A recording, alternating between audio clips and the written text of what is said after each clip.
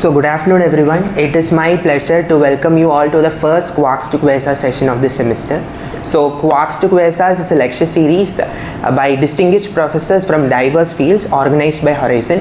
Today we have our beloved professor Dr. Manoj Aishwal. So Dr. Manoj Aishwal joined as a faculty in IIT Madras in 2011. He did his undergraduation in Delhi. He did his doctorate in IISc Bengaluru. He did his post-graduation in Germany and Singapore. So his domain of research spans across thermal conductivities, electrical properties, stability of ultra-thin 2D materials and properties of ions confined in 2D systems. He has got several awards in his career, including the Young Faculty Recognition Award and the Institute Research and Development Award by IIT Madras. So the book The World According to Quantum Mechanics by Dr. Ulrich Moire and Dr. Manoj Aishwal is a well acclaimed and interesting book that talks about quantum mechanics and its philosophical interpretation. Dr. Manoj Aishwal adds several elements to its lectures and never fails to ignite the spark of interest and curiosity among his students. So let us start the session.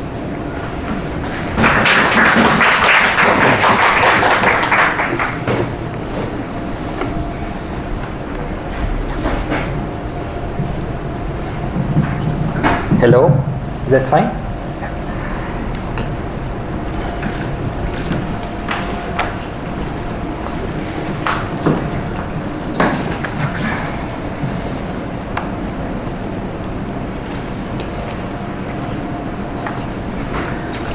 So thank you Haricharan for the introduction, and thank you Horizon for inviting me for this evening. I look forward to interact with you as I go along to share some story about secrets of atomic scale chicken wire, that is graphene, this system I've been working with for quite some time.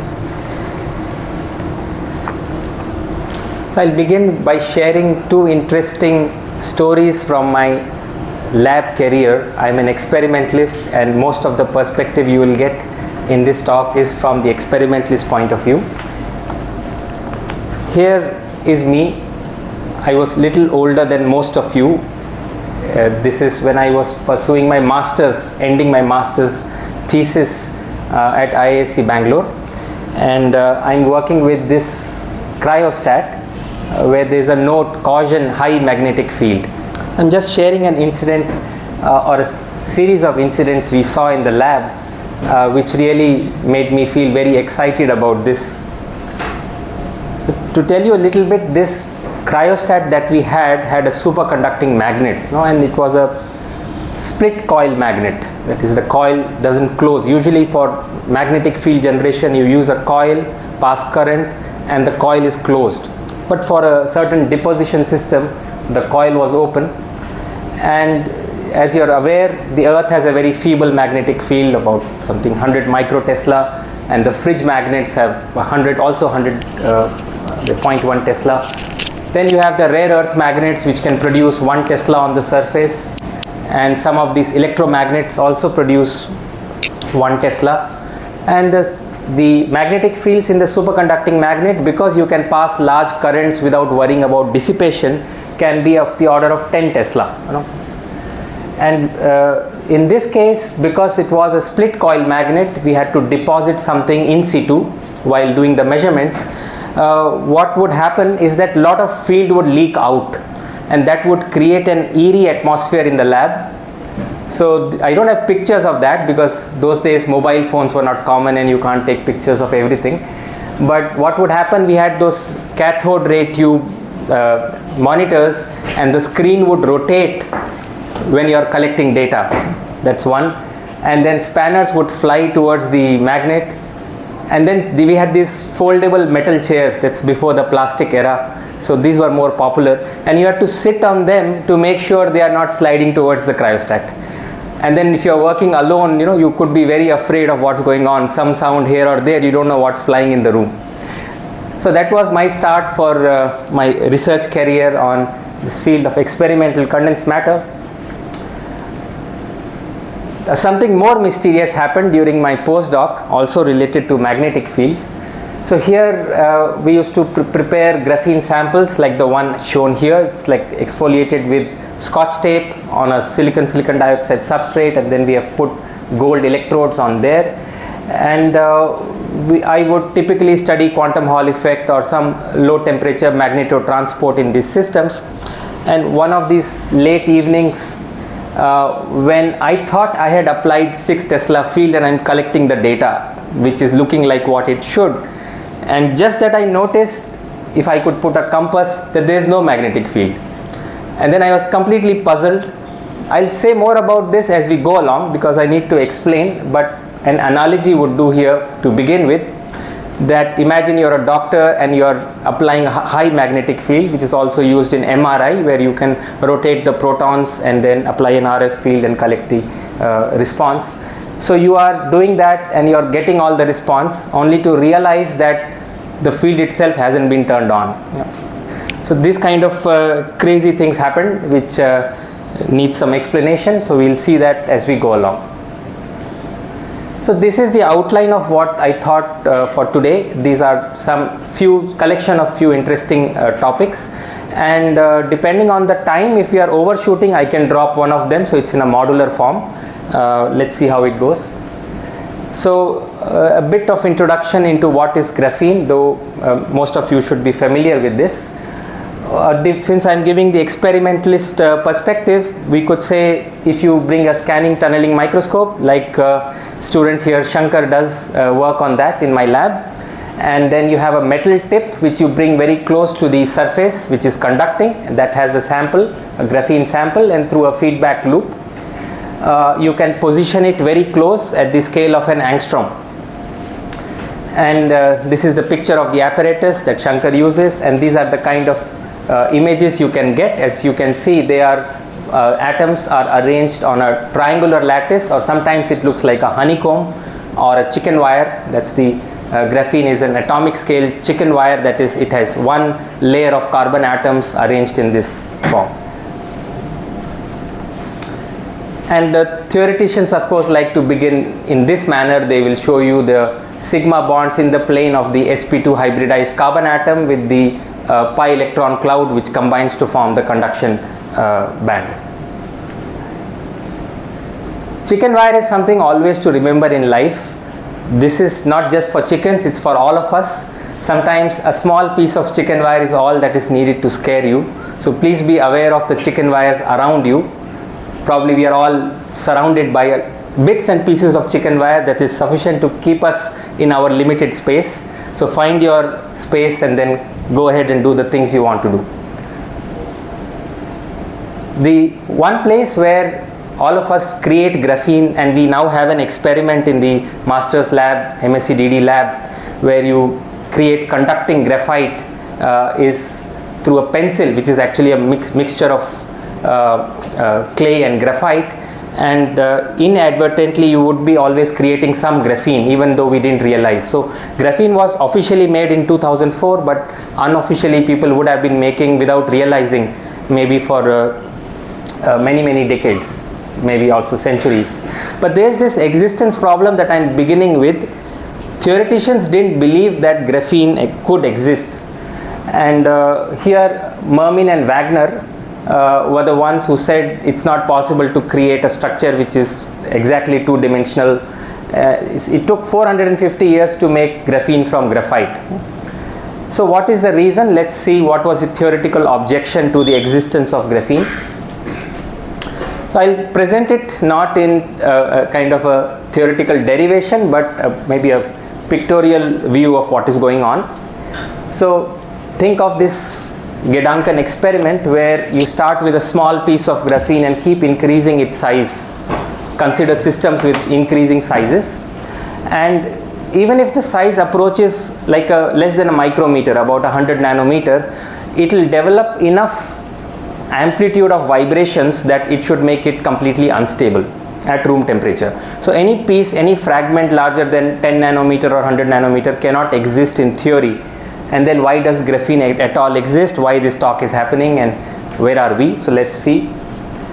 To understand this from a very simple perspective, and also I'm told that this is a more broader general science audience, so I would like to begin with normal modes of a string. What are the vibrational modes? And there the wavelengths are decided by the size of the system. You can, and if the ends are fixed, so you can pluck a string of guitar and see what kind of normal modes are excited. The energy of the mode increases continuously, and it depends on the frequency and the amplitude. If the guitar string is vibrating with bigger amplitude or bigger frequency, then it has more energy. So in quantum mechanics, we can quantize this field, the vibrational field, just like you can quantize the electromagnetic field to create the photons. You can also quantize the vibrational field, and that results in, I would not use too often because there are people from other branches, but it's called phonon for the sake of completion. So there are these quantized particles associated with these vibrations. And this is a comparison of classical versus quantum. In classical, I've already shown this is the energy of the wave which is set up on a string, and the same thing can be thought of in terms of the quantized version, where you don't say in terms of the amplitude and the frequency is still there, sorry, in terms of the amplitude, but you talk of the population, how many particles in this state. More the number of particles is equivalent to having more amplitude in the classical wave. So number of these quantized particles which are bosonic in nature, and that is related to the square of the amplitude. That's the energy. And what are the direct evidences that such things exist, like these quanta of vibrations? So researchers have taken, say, single-walled carbon nanotubes. Yeah. So, in the previous slide, right? yes, sir. Okay. This is the 0-point energy, which is always there in the harmonic oscillator problem. Right? So researchers have taken the single wall carbon nanotube, suspended it across a trench, say put electrodes, and they could add energy equal to h bar omega or remove energy equal to h bar omega, and that kind of establishes that really these quantized vibrations exist. This is also seen in optical or vibrational experiments involving Raman modes, where you can have interaction of a single quanta of vibration. So I mentioned these are particles which are bosons, all fundamental particles divided as fermions and bosons. So here you have electrons are fermions, they obey Pauli's exclusion principle, while these quantized vibrations are bosons, the phonons are bosons, and here you can see they like to sit with each other, as all of you are doing. Fermions don't like to sit with each other, very unhappy there. And these are the number of particles, say, in any given energy for a given temperature. You can make a plot. This is the well-known Fermi-Dirac distribution, because they don't like to sit with each other. It's a plateau and then falls down. But for the Bose-Einstein distribution, a lot of them just start collecting in the low energy levels. So let's look at, this was just a background. Now let's look at the vibrations of the graphene sheet. Instead of a string, now I have a 2D sheet. So what is different is the question. And I could just begin by saying I'll set up vibrations of these type, long wavelength, then half of that, and so on. And these are there. And then what else I need to take care of is that there are atoms present, and there is a certain periodicity of the atoms. So you can go on playing with smaller wavelengths. Smaller the wavelength, more the energy. So the higher energy acoustic waves would have atoms going in opposite directions. The neighbors move in opposite directions. And you can't have anything smaller wavelength than the size of the repeating unit. So ultimately it doesn't go to 0, but it's decided by the atomic spacing or the size of the unit cell. Based on that, you can have the minimum wavelength. The maximum wavelength again set up by the size of the system.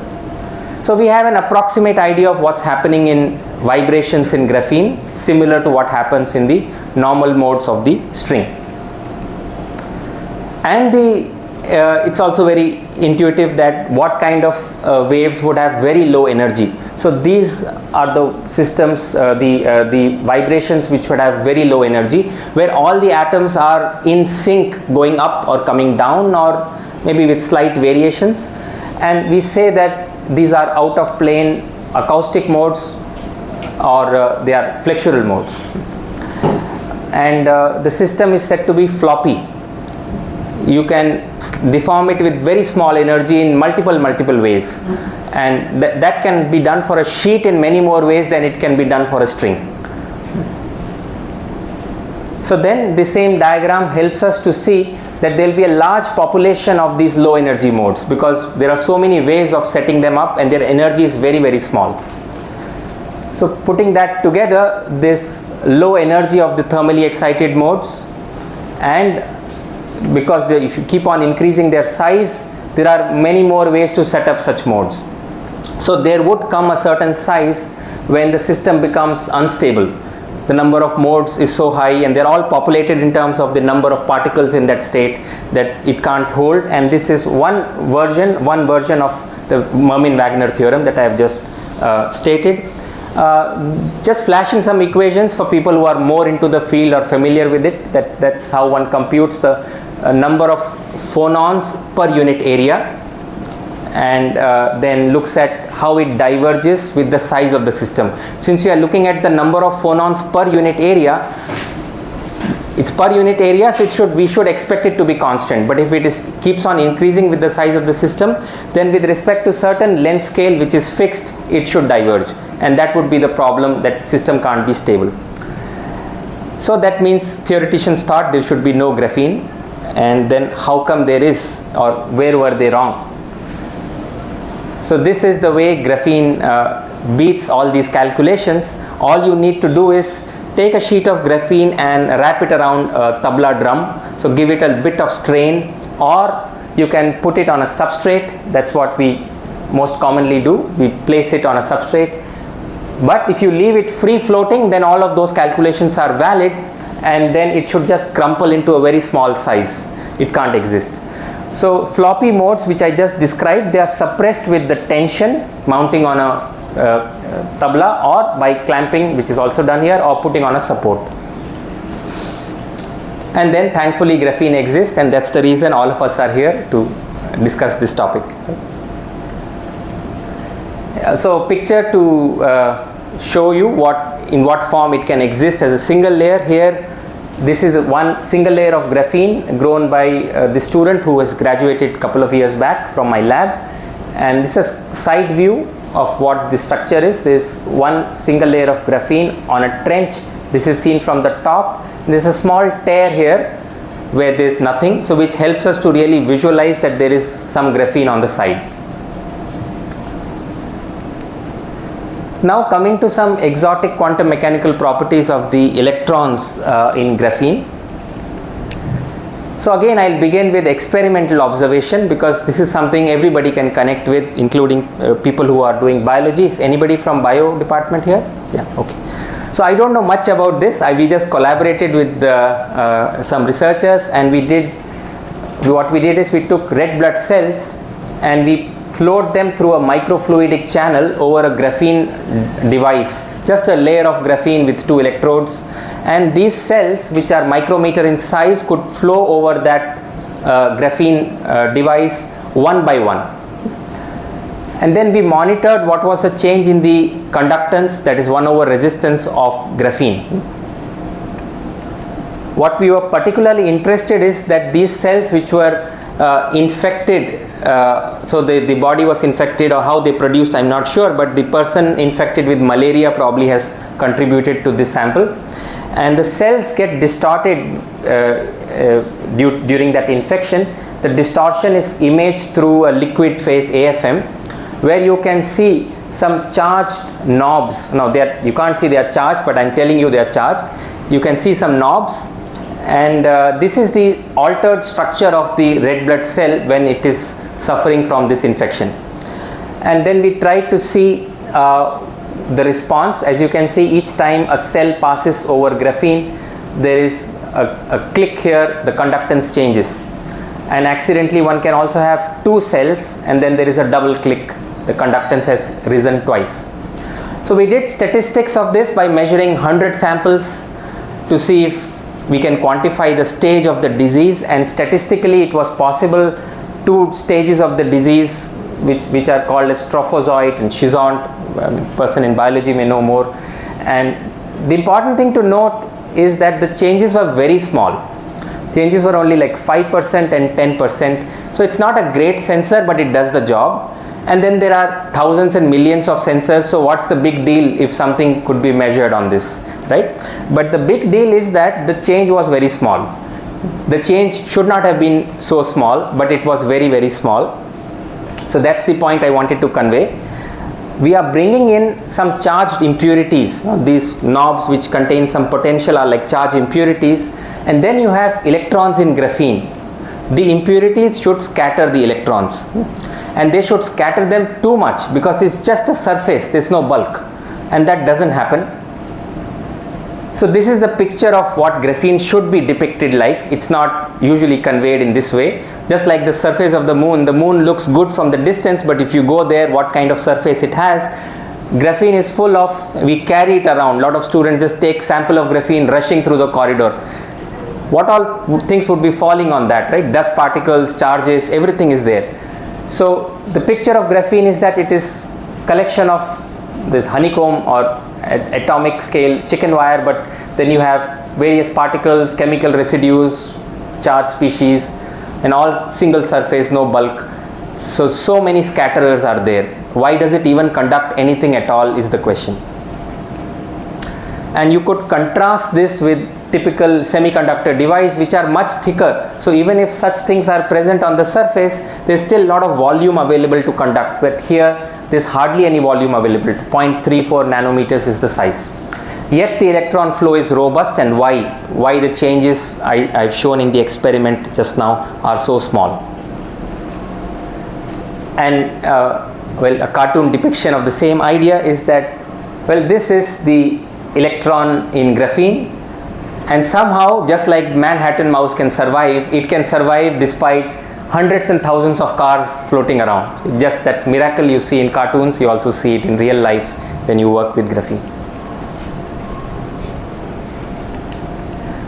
So the reason is that electrons in graphene undergo what's called as Klein tunneling, which is different from normal tunneling. And most of you who have taken courses in physics or have passion for physics have learnt about normal tunneling. But for the sake of completion, I'll just slightly spend a few minutes on normal tunneling before then coming to what is Klein tunneling. So if you are on a visit to a classical zoo, this is the scenario. You're all safe. Some lion or tiger on the other side, you don't need to bother because people have ensured there's a barrier which is impenetrable. Quantum zoo is not safe at all. If this represents a quantum particle, then there's a chance it can tunnel through and you better run before this happens. But the probabilities of this event are very small. That's the important thing to remember. It's a very rare event. How rare, I'll just show you. And this is what goes into making this kind of image that I just shown in the beginning. The STM image is created through these small probability events. The tunneling is extremely rare. Another phenomena is radioactivity and half-life.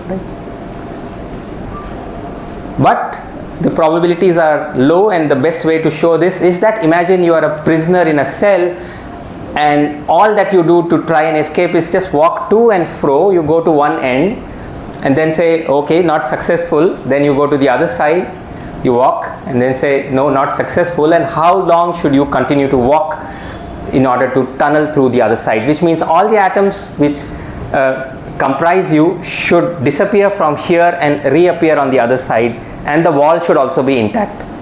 So no rules broken, that's perfectly legal.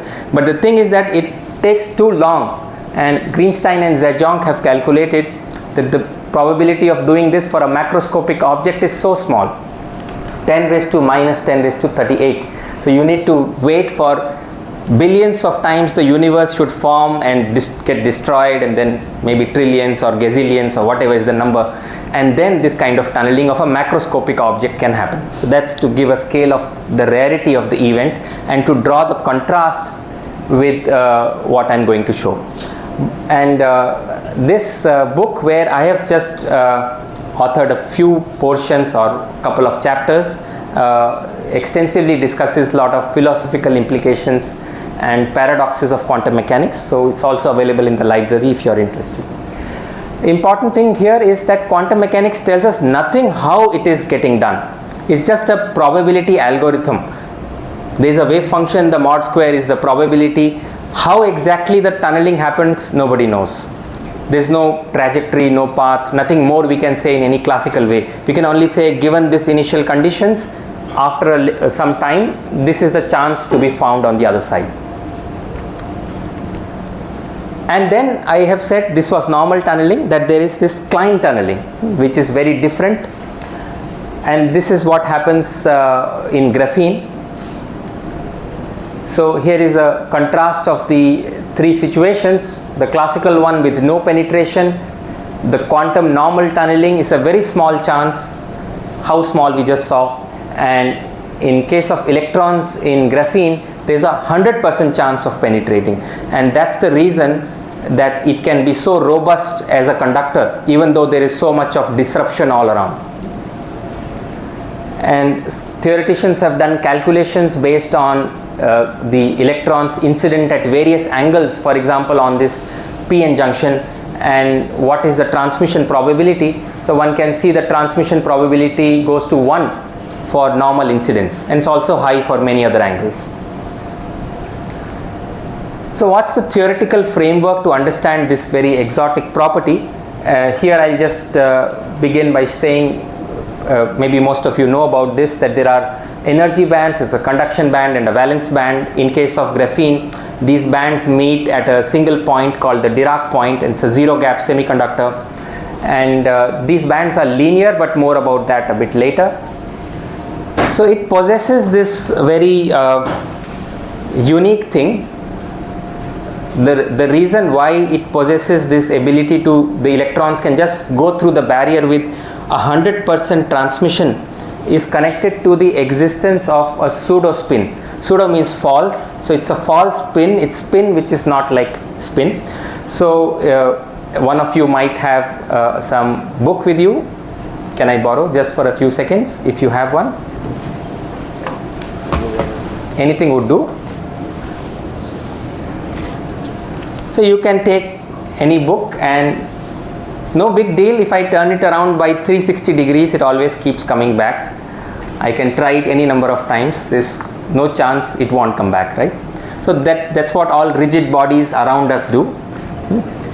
But there are certain things like this pair of vectors on a sphere, and if you begin from the north pole and take this pair of vectors and bring it back, then it's oriented in a different way, which tells us that there are certain things which don't follow the same topology. But here again it's not clear because we are on the surface of the sphere. Moreover, it's pair of vectors. So exactly what is conveyed by 360 degree rotation is not clear. Something better can be done with this variant of this one. So this is a Dirac scissor experiment, but there's also a Dirac belt trick. So that's the one I will try to demonstrate. So here is a belt which I've just stretched, and I'm going to perform some operations on this. So the operation involves, I'll turn one of the ends once, and that's 180 degree turn, and I turn it twice, and that's 360 degree turn. And then I try to unwind. The unwind is done in this manner. I move my arms. Now imagine I didn't have arms, I had hands, only the palm. So I could have gone across. So I'll just allow that to happen. And it did not unwind, right? So I'll do this once more. I've turned it once, 180 degree, I've done it twice, and that's 360 degree. And then I try to unwind it with this operation. I've stopped here, so I have to hold it again, assuming that I don't have arms, and then I could not unwind. So let's do it a third time, but this time I give 180, 360, 540, and 720. That's the rotation I have given, and then I go around, try to do the same thing. That's it, done. So now 720 degrees rotation could bring it back, but 360 degrees rotation could not bring it back, which is very unconventional. There are not many things around us that can do that. And this is one example, a mechanical example, but in context of graphene, I think I missed some slides. In context of graphene, it's the wave function of graphene which does that in the momentum space. If you take it around once, it doesn't come back. If you take it around twice, it comes back. And that's the property of the wave functions of real spin. But this is spinless wave function, so it also possesses that property, and that's why it's called the pseudo spin. I often show this in quantum physics courses that I teach, but maybe I'm not sure if anybody from this course is here. I just taught it last year. Dirac-Beltrich is always part of the curriculum. So because of this pseudo spin and connection with the properties of spinor wave function, there is a conserved quantity called helicity, and helicity is conserved, which means it commutes with the Hamiltonian, and it shares common eigenfunctions. So the wave function of graphene, when helicity acts on it, gives quantum numbers plus minus half for electron and minus half for holes. That means there is some quantity which takes a definite value on the electron branch and the hole branch. That's enough for us to remember. So I can go to the next slide. Okay, this is just flashing for people who are into quantum mechanics, but I don't intend to spend time on this. That's more a derivation of how you get to this weird property of the wave function. Okay. So now take this simple picture. You can have an NPN junction like here, a barrier, this P. So in the P region, the Fermi level of graphene is in the hole, in the valence band. Holes are conducting. Whereas in the N region, it's in the conduction band. Electrons are conducting. And there is an electron which just sets off from here and has to encounter this barrier and then get through the other side. So what it finds in the electron band, the momentum K, this is an EK diagram. So momentum K and this helicity, which is sigma and H, are the same things. I've taken from two references. So K and sigma are parallel to each other. For a scattering to happen, K and sigma should change, but on the hole branch, they have to be anti-parallel. So it can smoothly go from the electron branch to the hole branch because the helicity is conserved quantity in the ideal case. No defects, nothing, pure graphene crystal. Helicity is conserved as it moves. For helicity to be conserved, it should smoothly go from this K to a opposite momentum in the hole branch. So it propagates as an electron in one region, as a hole in the other, and then comes out as an electron in the final region, and without getting scattered, without bothering how high or how wide the barrier is. And that's extremely unusual. So it's a simplified description of what is Klein tunneling. So what's the significance of having such kind of exotic properties like Klein tunneling and pseudo spin is that they result in very large mobilities. Mobility is how much drift velocity, how much a carrier responds to an electric field. If it responds very fast, then you say it's high mobility. And then one can apply very large number of cycles, say targets up to terahertz, that kind of number of cycles to get a high fast response transistor, which is good for computation, classical computation. So the picture is like on the gate you can apply these rapid pulses and see if the carriers are responding. If they are high mobility, they would respond. And graphene has electron hole mobilities of 1,000,000 centimeter square per volt second, which is so many times larger than what silicon has. And this is one reason why it has been considered as a potential replacement for silicon, which has not happened for many other reasons. So now another exotic property of graphene is seeing is believing. We can show so many things on the board, but until you see something yourself, you don't realize that that's fascinating. So this simple experiment where you have light incident and light comes out, and you can see rich quantum mechanics through that. So it happens like this. You just take a sheet of graphene and suspend it. I've already shown you one picture in the beginning, something like that. And then there is a region where there is air, then there is region with one layer, another region with two layers of graphene. And if your eyes are sensitive enough, then you just perform this experiment by looking through it. Otherwise you can put a device at the other end and capture how much. But the amount of light that your eyes are not capturing, which is getting lost, is a direct measurement of the fine structure constant. So that's extremely exotic, because how much light goes through a material always depends on some property of the material. That's why wood does not transmit light and glass transmit lights.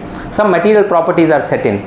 But in case of graphene, no material property enters the discussion. It's purely the charge of the electron, the Planck's constant, speed of light. That's all. And that is the amount of light absorbed by a single layer. And if you have two layers, then you just multiply by 2. So what's the reason for this? So just a quick flash on for the benefit of people who are not into this, that there is this quantity always in every physics class we have it, the Hamiltonian function of the momentum and position, which gives a measure of the energy. And the Hamiltonian of a free particle is the easiest one to see. Its energy is half mv square, so you can write it as p square by 2m.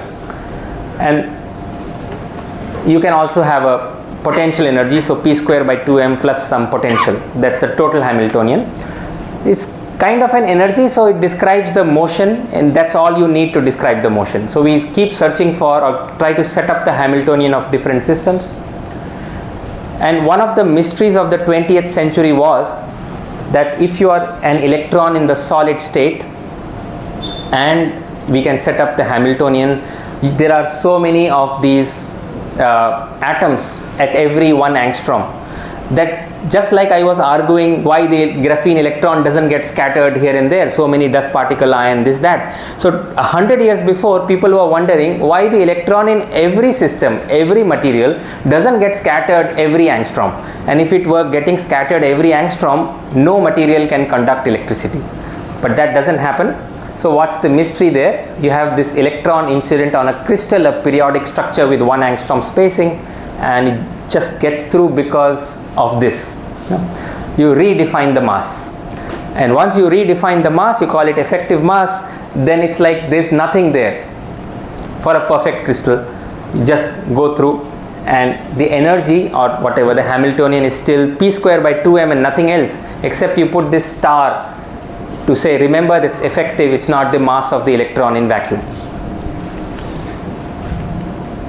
So then, with that brief introduction about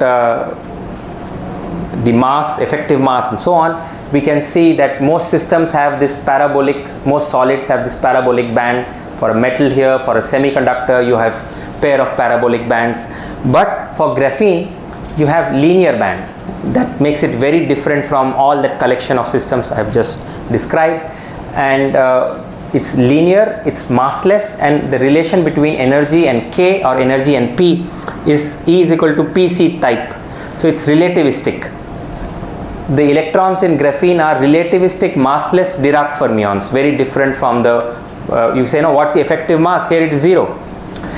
And this is the reason, though there are some calculations which go into it, but this is the reason fundamentally why the transmission of light does not depend on any material property, but is just given by the fine structure constant, because the energy band itself resembles that of light.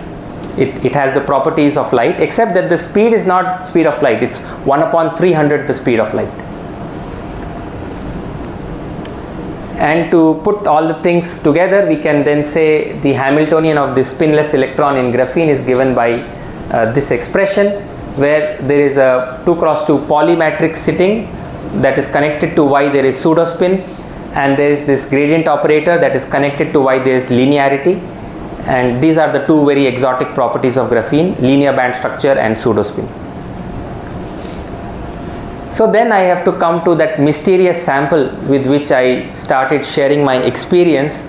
I described two experiences. One was the high magnetic field doing weird things in the lab, and another one also with high magnetic field, where I have said that there was this very large field. I did a measurement, I got all the data I wanted, only to realize that the magnet itself was not on. So such things happen, and then that they motivate you to do more work. So a bit of introduction here, though I know most of the people are from physics and electrical engineering, but for the benefit of a few others who may not be, there's this experiment called Hall effect, and Hall sensors are very common, also used in cars and various other industries. So you pass a current here and there is some resistance, so you can measure a voltage in the longitudinal direction that gives the resistance of that object. We call it longitudinal or rho xx. At the same time, if we apply a perpendicular magnetic field, then it can deflect carriers in the transverse direction. That deflection is given by this Lorentz force QV cross B, and it balances out when there is a potential setup at the other end. There's so many carriers have been deflected that they can produce an electric field, and because of that there is a Hall voltage or transverse voltage. We call it Vxy is the Hall voltage, and this is true for all semiconductors. And then there you have quantum Hall effect, so which is seen in two-dimensional electron gases, where if you measure this Hall resistance, which is the Hall voltage, the transverse voltage divided by the current, so that is quantized. It takes values of h upon e square, nu in the denominator, where nu is an integer, 1, 2, 3, 4, can also be fractions. But this quantity h upon e square, which now we know very precisely, is 25,812.80745 ohms, is used as a standard for what is 1 ohm. It's defined through this. The amazing thing is you get the same number even if your sample has some disorder, or you are, instead of one 2D gas, you are using another. I used graphene transistor, I can use gallium arsenide. All of them will give the same exact number. So there is some very deep universal physics sitting there. And a typical plot of quantum Hall effect would look like this. If we are changing the carrier density in the system, and then we will get plateaus, which is for the Hall conductivity, and wherever there is a jump here, means transiting from one plateau to another, there are spikes in the longitudinal conductivity, and in between the resistance goes exactly to 0. That's one other example other than superconductivity where the resistance goes to 0. It goes in quantum Hall effect. And okay, many things, some equations on the slide, but that's not important to understand what I'm trying to convey here. There is some outcome one can get for conventional 2D electron gas, that is, those are non-relativistic. They don't have that unique band structure, and they have a certain profile. If I plot the longitudinal conductivity and the Hall steps, this is with respect to Fermi chemical potential, not with carrier density in the previous graph. And if you look at graphene, it's entirely different. So being relativistic and having pseudospin, the unique wave function, brings about two differences which I have tried to underline here. So what are those two differences? One is that here where you have the plateau at n equal to 0, here you have a jump at n equal to 0. And the other one is that the spacing, here the spacing is uniform when plotted with the chemical potential. Here the spacing is non-uniform, it goes with the square root. So these are some essential features, and this can be called as the stripes of the tiger. If somebody wakes you up at night and says, hey, is a plot, what is this? So before you say anything, you can say this is graphene, because it's so unique. It's like a fingerprint or stripes of the tiger. And a bit of how this quantum Hall effect happens, just a couple of slides before I get on to the answer of that problem. So what happens is that we know confinement causes quantization. For example, particle in a box or atoms, you confine them and the energy levels separate out. That's the key idea. And the same thing happens if you apply higher and higher magnetic fields. You cause the electrons to go in orbit, and the orbits get smaller and smaller, so they are getting confined. Naturally there should be quantization. That quantization of the energy levels is the formation of these Landau levels, whose separation depends on how much magnetic field you have applied. And that's what results in the quantum Hall effect. In fact, there are some other interesting mysteries about quantum Hall effect, is that your conduction happens not when the Fermi level is sitting at the Landau level, but at the middle of the, between the two Landau level. But let me not explain all of these things, it will be a distraction to what I was trying to convey. So this was that mysterious sample I told you about. During my postdoc, I measured this. It's unpublished.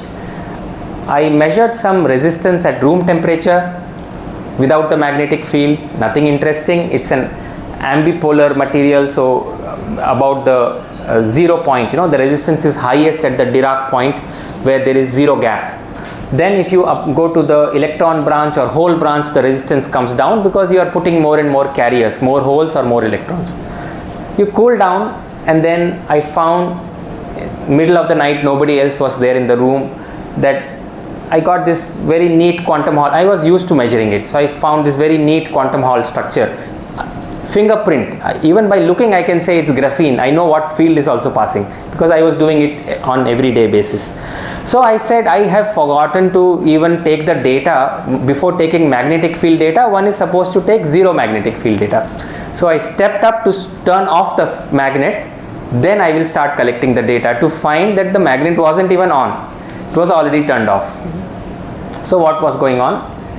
And then it behaved as if a large magnetic field, 6 Tesla, something from a fridge magnet or a rare earth magnet or anything else is not going to produce that accidentally I dropped something. No, it can't. It's huge. 6 Tesla field passing through that. I could know that because if you look at the expected position, which is marked with 0, 1, 2, 3, 4, and this is where the peaks are coming.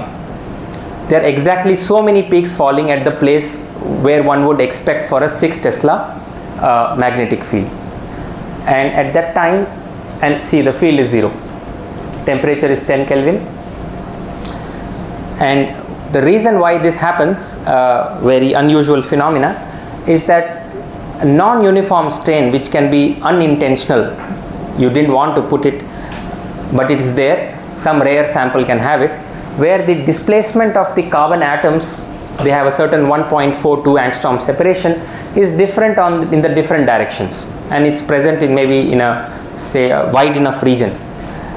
That introduces an effective gauge field. So there is a vector potential sitting in the Hamiltonian.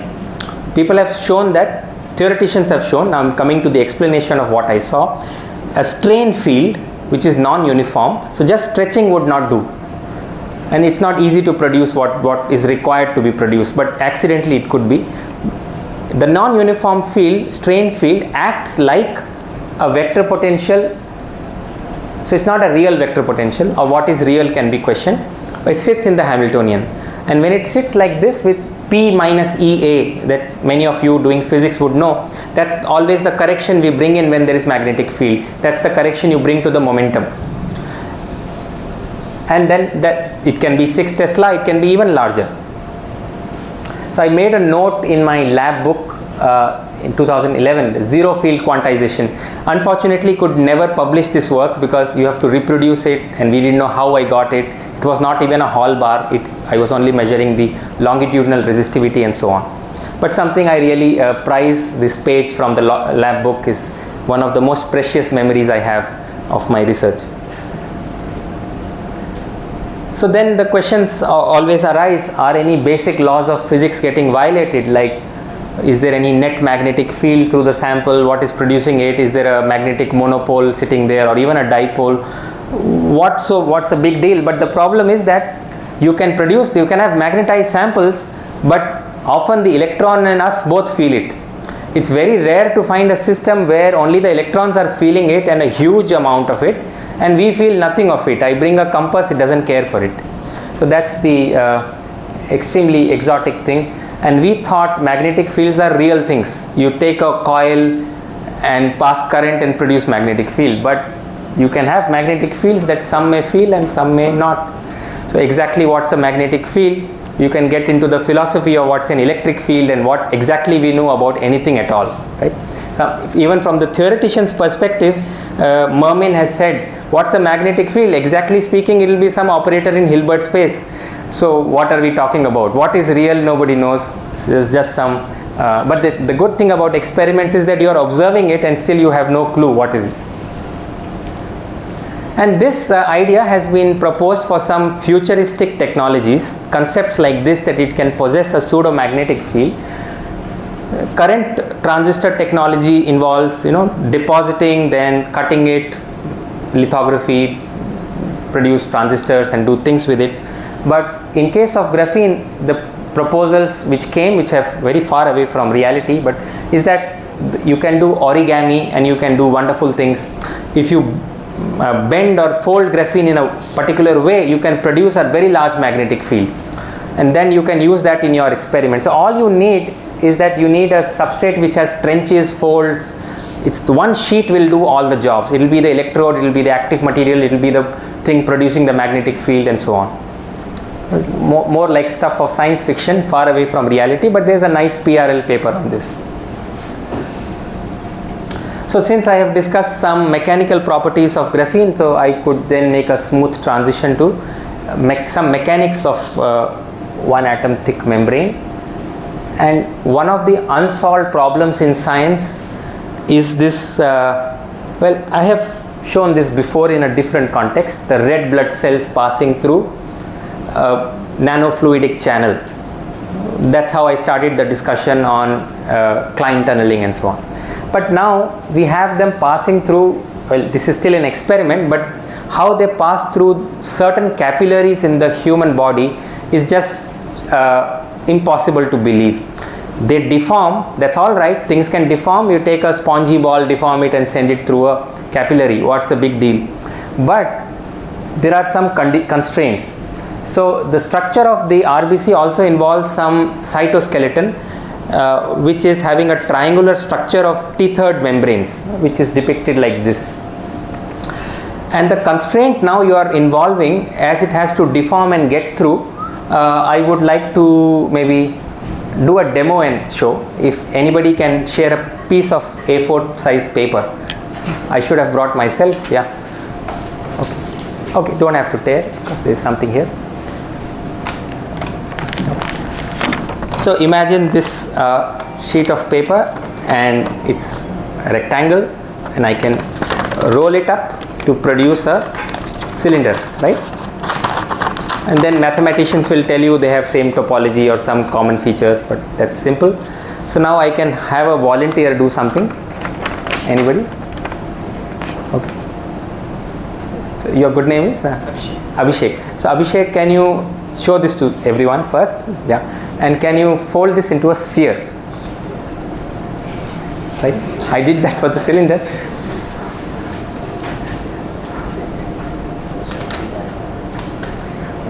Impossible, right? So thanks. So that's the kind of problem we are looking at here. Somebody has remarked about this particular ability of RBCs to get through that small capillary is equivalent to constructing a sphere from a rectangle without cutting it, without gluing it, without stretching it, all the three. Because if you stretch it, you are going to distort this tethered membrane, the links will snap off. So all of these, a little bit of stretch is allowed, but should be within the 10%, 5%, not locally, cannot be more than that. So with those kind of things, this is the analogy. It's just impossible. And how these things manage to do it, people don't know. Somebody believes that energy from ATP is necessary and that does something and so on. So a lot of work has been done to figure out. And in this context, graphene is an interesting prototype because it's like a tethered membrane. It also undergoes crumpling, and one can look at certain insights about biomechanics by studying graphene. They are very unrelated fields, condensed matter and biology, but they have a lot of connection. And we have also attempted in our lab from this perspective, look at what can we play around with the arrangement of how graphene crumples or remains flat by putting it on some lithography created pillars. And the different thing was these pillars could be made to just jump, like swell factor of 100 if I remember correctly, or at least factor of 20. The pillars could just vertically lift up, and then how this arrangement of the graphene sheet changes. And one can also, from a theoretical perspective, construct a phase diagram of attached, detached phases and what kind of phase transition it has. So the next is graphene is a very unusual metal. So let me share something about this. This graph is from 1930s, 1935.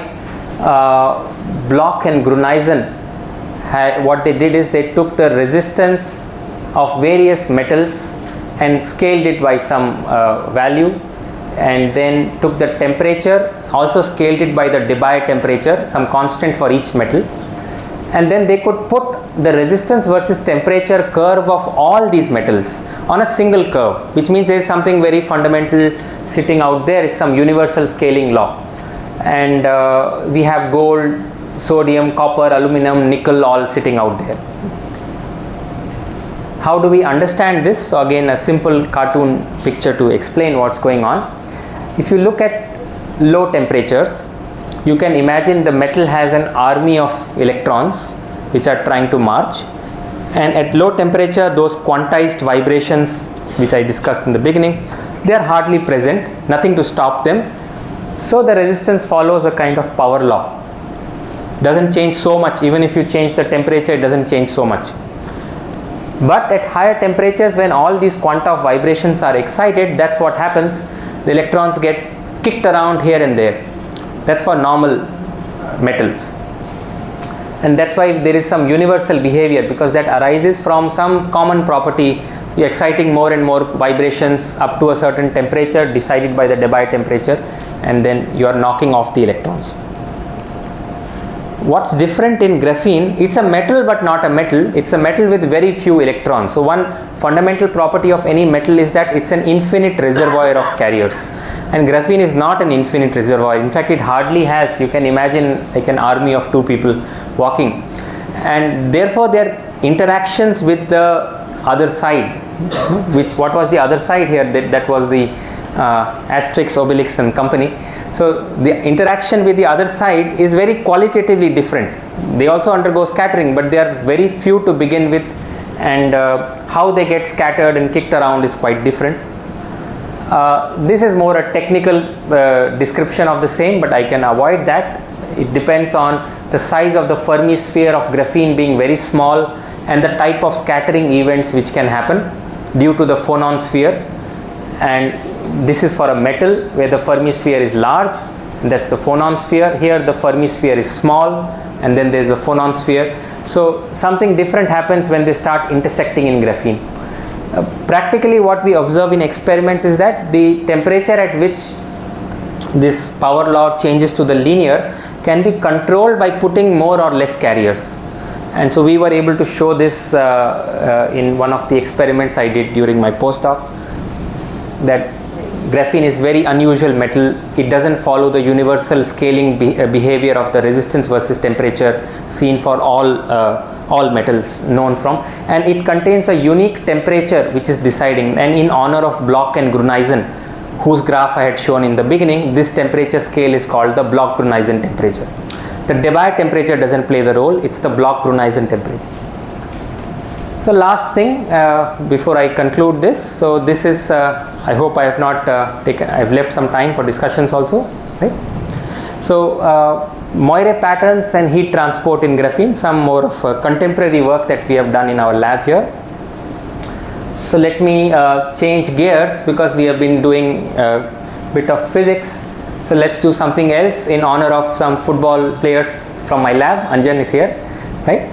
So this is one of the iconic images of 2022 World Cup. I hope some of you saw this, right? And Japan 2, Spain 1, because of this controversial goal which was decided by the virtual assistant referee, right? So that's why they presented so many views, and the question being asked was, did this ball cross the line? BBC Sport is presenting, or it did not. If you see from two different perspectives, here it did not, it did, and finally what they said is it did. It awarded the goal to Japan and Japan won. That's why it was very controversial. But at the same time, it offered us so many views of what? Not the goal, but the net behind the goal. So many iconic pictures of this net, and you can see this is what is a Moire pattern. A Moire pattern is taken by taking two chicken wires, two nets which are honeycombs, and rotate and place them at various angles, and you get something with different periodicity that is called the Moire pattern. The periodicity in the real space will be different at certain commensurate angles. There are reasons, maybe if there is time I can talk about it, why the football net is honeycomb. That's also interesting. But okay, it's always honeycomb since 1992. Something happened then. And then we will always continue to get what you call the Moire patterns when you play football. So this is the picture of the Moire pattern at two different rotation angles. So you can see that the periodicity of the honeycomb is very small, but now you start getting things with larger periodicity, and with some more rotation the periodicity cell, the unit cell, is even larger. So this is the context of this study. This cartoon I have sketched inspired by something I found on the web. Always we face this problem talking on the phone or with the laptop when you're working, it gets overheated, and what is the solution to that problem? And people have imaged, say, the chip where the temperatures can be extremely high. This is for some Intel i3 processor, how high the temperature can be when it is operating. So there is a need to extract heat out, and what better heat conductor than graphene? It is the system with the highest thermal conductivity, the highest ability to transport heat from one side to the other among all known materials, even challenger to diamond. And what carries heat are these quantized atomic vibrations, which we have been seeing throughout this talk. So these vibrations can carry heat from the hot side to the cold side, and graphene is 10 times better than copper in doing that. But there are certain challenges which need to be overcome. So when graphene is made with chemical vapor deposition, which is the industrial scale for doing things, not scotch tape that can't be used outside the lab. So when it is done in that way, occasionally the rotations come between graphene layers, and they are very detrimental to heat transport. So what is the reason? In simple terms, I have discussed the normal modes of a string, and then we looked at how quantized vibrations are set up in a sheet, and there is a certain limitation coming from the size of the cell also. But here the size of the cell is increasing, which is periodic, which means the size of the Brillouin zone is shrinking, and what happens is called as zone folding. But in simple terms, you have many more vibration modes possible in the system than what is allowed in graphene.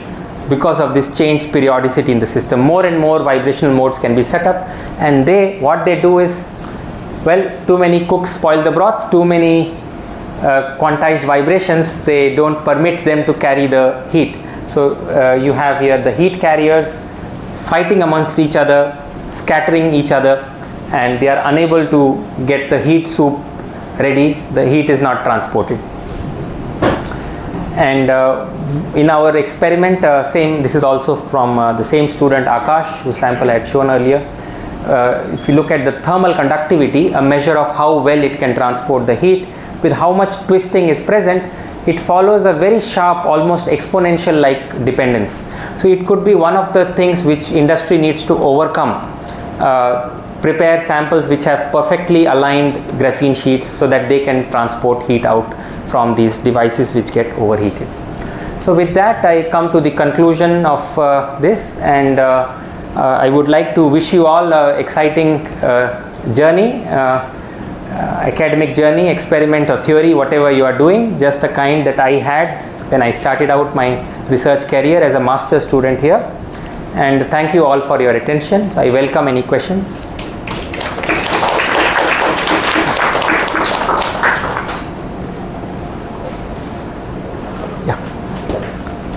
So you mentioned that there were some issues with graphene being used instead of silicon. Right.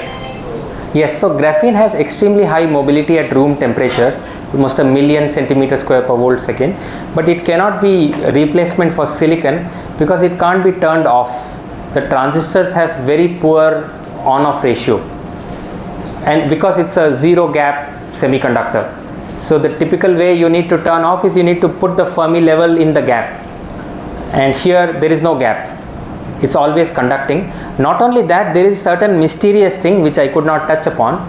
So in every metal or anything, any solid we know, the conductivity depends on the number of carriers. and there is a calculation, very well respected calculation done in the early days of the field, a theoretical calculation which shows that there can be conductivity in the absence of carriers as a limiting case. So there is a mathematical expression which says limit n tending to 0, n is the number of carriers, and something is equal to, that's the conductivity, is not equal to 0. So this has been worked out, and it's interesting for anybody working on theory to look into how real this is, or are they missing anything.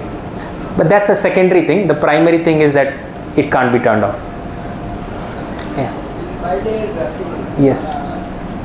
Magic angle, what makes it as a superconductor? So that magic angle, so what happens is that you are tuning the periodicity of the cell and so on. What you get is a flat band. That is some kind of an essential condition for superconductivity. If you look at the shape of the band, it is approaching flatness. The bands are continuously changing as we are rotating these two layers. Why particularly that angle? Very small angles, well, why particularly some angles? Okay, so I can give an answer, maybe a bit speculative because I don't work on superconductivity, or I last worked on superconductivity when I showed you the picture of that cryostat when I was doing my master's thesis. So there could be commensurate angles, could be one essential requirement. Not all angles are commensurate. In commensurate angles you will get the periodic repetition, but for a random angle you won't get the periodicity.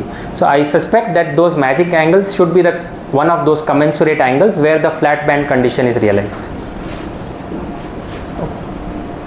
That vector potential you showed in graphene, was that created inside the graphene? Which potential? So you are seeing the quantum Hall effect without any magnitude. Yes. So the vector potential that is coming. Right. Is that the inside of the graphene is intrinsic or if it's coming? So there is a Hamiltonian, right, and that Hamiltonian sigma dot grad is for the ideal perfect graphene sheet. But now if you apply strain, you have to modify the Hamiltonian, a non-uniform strain, not a stretch. So theoreticians have figured out that a strain field, that is the strain which varies with position and so on, is equivalent to a vector potential mathematically. It does mathematically everything as if a real field is applied, but it's an effective thing. So it can produce quantum Hall effect without applying a magnetic field. But if I bring a compass, it won't show anything. Yeah, please. So I just got it once in my life, and I've been talking about it since then. But people can, I mean, now there are more sophisticated techniques, technical tools available than what was there at that time.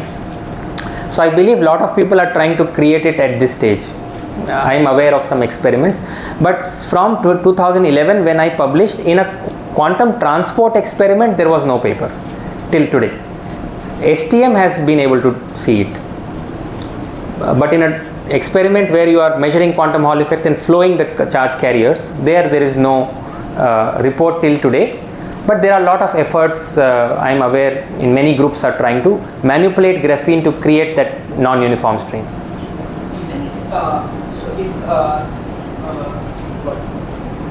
in this direction there are different states, and at the terminal it's going to be same. So we should see a little bit, not 6 days now, some other. Small values can come, but uniform strain produces 0. Yeah, but so in nature it shouldn't be uniform now. Right.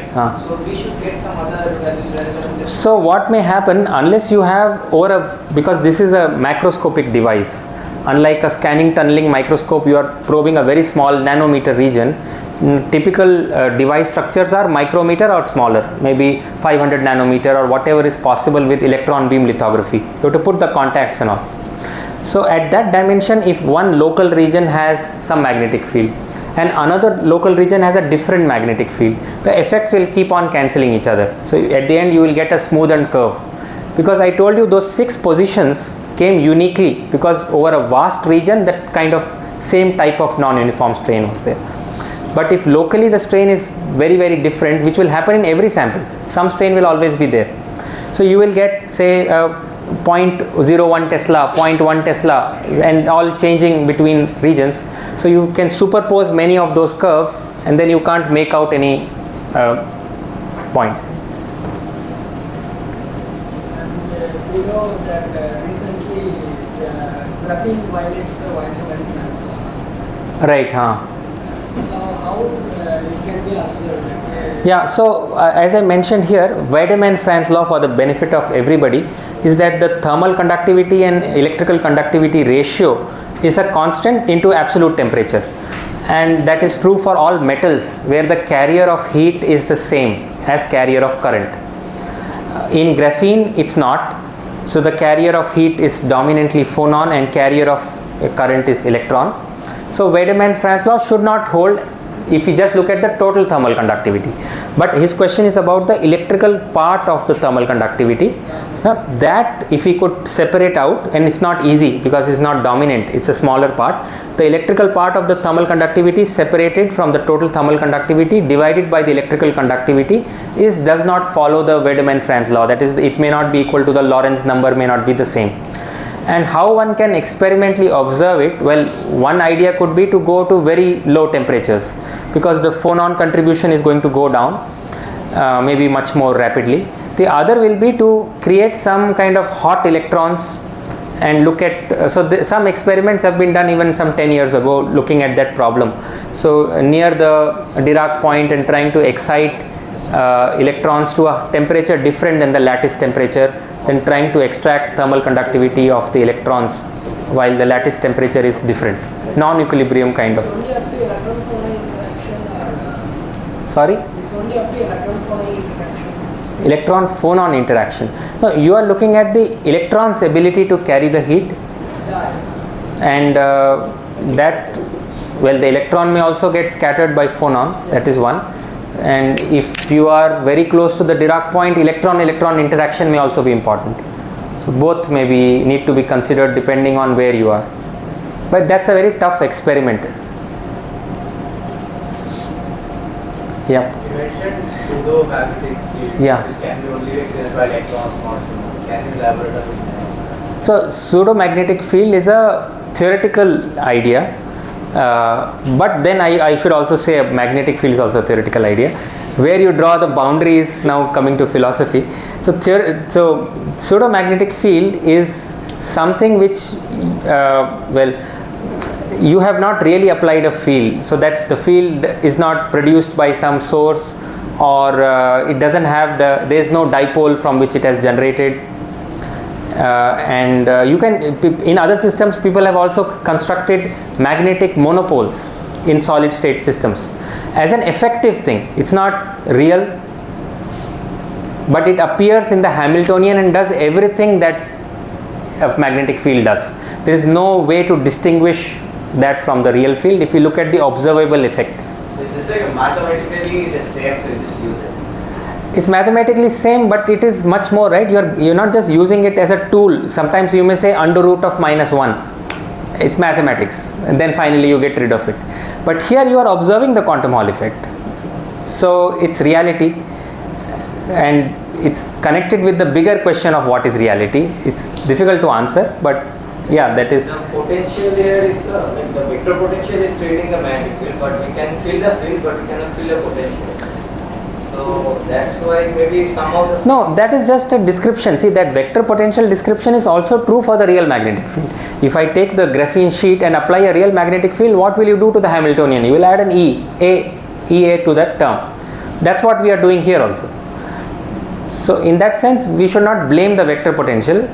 It's just shifting the burden of reality from magnetic field to... The burden is shifted, the problem is not solved.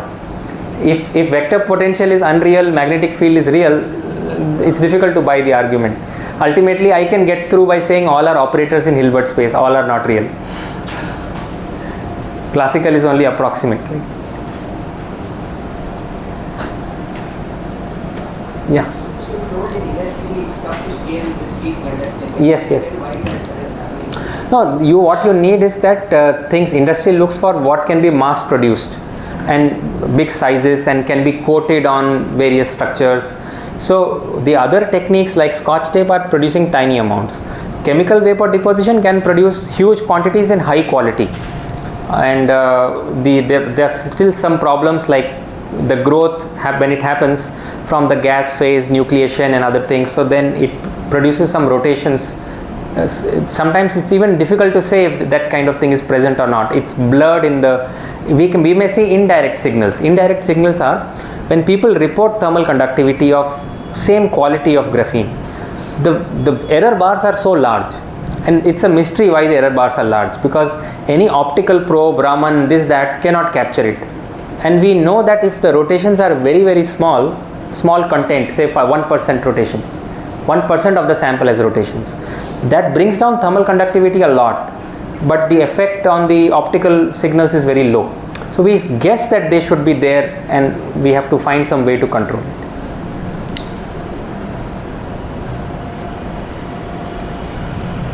Okay, I think so that is all. So thank you very much for the exciting questions.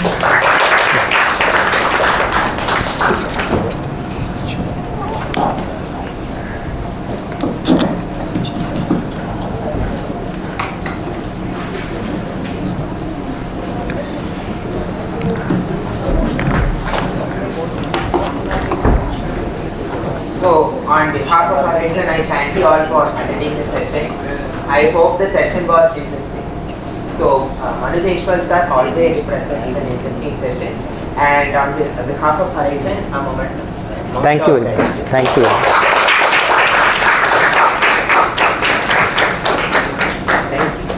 So the refreshments are outside. Everybody please do collect the Harichan, this one I had taken, I will return it to office.